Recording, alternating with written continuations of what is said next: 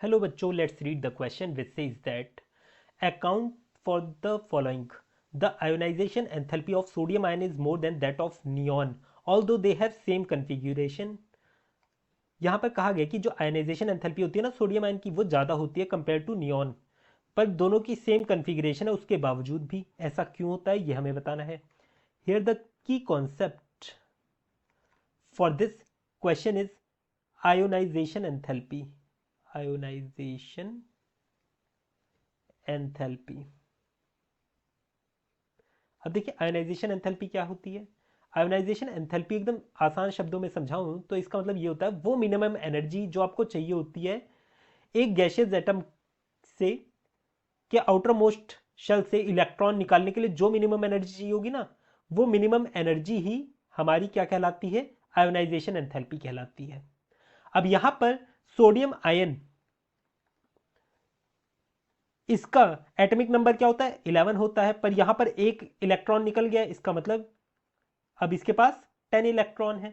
और वहीं neon, neon का एटॉमिक नंबर क्या होता है, 10 होता है। अब कहा गया दोनों का सेम कॉन्फ़िगरेशन है, उसके बावजूद आयोनाइजेशन एंथैल्पी जो है वो सोडियम आयन की ज्यादा है। ऐसा क्यों?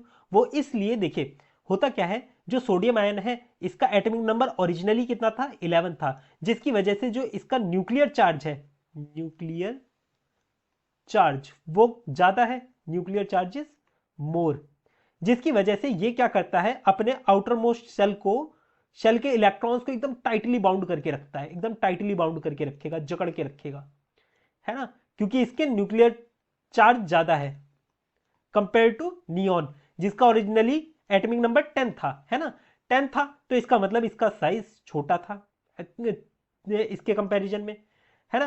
पर यहां पर जब इसने एक इलेक्ट्रॉन लूज कर दिया तो इसका साइज और ज्यादा श्रिंक कर गया, सोडियम आयन का और ज्यादा श्रिंक कर गया, जिसकी वजह से अब ये इलेक्ट्रॉन जल्दी छोड़ना ही नहीं चाह रहा है। अगर आप एनर्जी दोगे इसे तो ये जल्दी छोड़ेगा नहीं, इस वजह से इसका आयनाइजेशन एंथैल्पी क्या है, ज्यादा है कंपेयर टू नियॉन। तो आप इसे किस तरीके से लिख सकते हो, इसे आप इस तरीके से लिख सकते हो, sodium ion ion has more nuclear charge then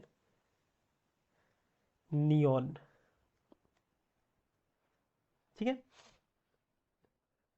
which leads to higher ionisation enthalpy compared to